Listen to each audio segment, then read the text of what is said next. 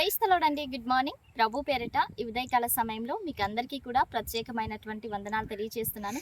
ప్రియ దేవుని బిడ్డలారా, మీరందరూ ఎలా ఉన్నారండి? బాగున్నారు కదా? మరి ఈ ఉదయకాల సమయంలో గుడ్ న్యూస్ని ధ్యానిద్దామా? పరిశుద్ధ బైబిల్ గ్రంథం నుంచి హెబ్రీలకు రాసిన పత్రిక 11వ అధ్యాయము 1వ వచనం. విశ్వాసం అనున్నది నిరీక్షింపబడు వాటి యొక్క నిజ స్వరూపమును అదృశ్యమైనవి ఉన్నవనిటకు రుజువునై ఉన్నది.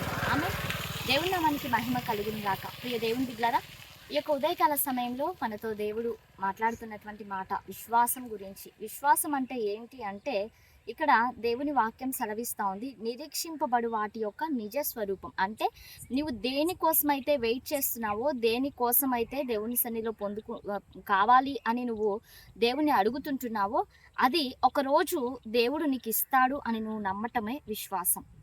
మరి ఒకటి, అదృశ్యమైనవి వనుటకు రుజువునై ఉన్నది విశ్వాసం అంటున్నాడు. అంటే నీ దగ్గర, అంటే నీవు చూడనిది కూడా ఒకరోజు నువ్వు చూస్తావు అన్నటువంటి నమ్మకమే విశ్వాసం. అంటే ప్రియ దేవుని బిడ్డలారా, ఈ యొక్క క్రైస్తవ జీవితంలో మనం దేవుని నమ్ముకున్నటువంటి తర్వాత విశ్వాసం అనేది చాలా చాలా చాలా ముఖ్యమైనటువంటి అంశం. ఎందుకు అంటే ఆత్మ ఫలములలో కూడా విశ్వాసం అనేది చాలా ప్రఖ్యాతిగాంచినది.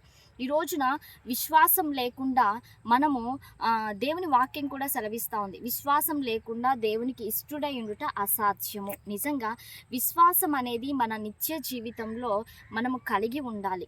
ఏదైనా నీకు ఏ అవసరం ఉన్నా కూడా దేవుడు ఇస్తాడు, దేవుడు చేస్తాడు, దేవుడు నాకు అనుగ్రహిస్తాడు అన్నటువంటి గొప్ప నిశ్చయత కలిగి నీవు దేవుని యందు నమ్మకం కలిగి ఉండాలి. నిజంగా నీ విశ్వాసమే నిన్ను స్వస్థపరుస్తుంది. నీ విశ్వాసమే నీ యొక్క ప్రతి సందర్భంలో కూడా నిన్ను అడుగుతూ వెళ్ళటానికి దేవుడు కృప చూపిస్తాడు. నీవు విశ్వాసం ద్వారానే నువ్వు ఏదైనా కావాలనుకున్నది ప్రతిదీ కూడా దేవుడు సహాయం చేయనై ఉంటున్నాడు. ఈ ఉదయకాల సమయంలో ప్రియ దేవుని బిడ్డలారా, విశ్వాసాన్ని కలిగి ఉండండి.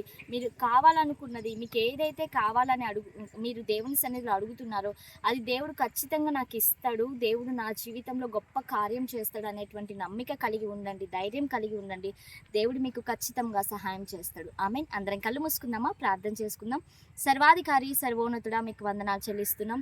ఈ ఉదయకాల సమయంలో ఈ కార్యక్రమాన్ని చూస్తున్న ప్రతి బిడ్డను కూడా మీరు జ్ఞాపకం చేసుకోండి, ఆశీర్వదించండి, చక్కటి ఆరోగ్యంలను దయచేయండి. ప్రతి సందర్భంలో ప్రతి విషయంలో కూడా నీ బిడ్డలకు మీరు తోడుగా ఉండి ఈ దిన సమృద్ధి చేత ప్రతి ఒక్కరిని కూడా మీరు ఆశీర్వదించమని యేసయ్య శక్తి కలిగిన నామంలో అడిగి వేడుకొని పొంది ఉంటున్నాము తండ్రి. ఆమేన్.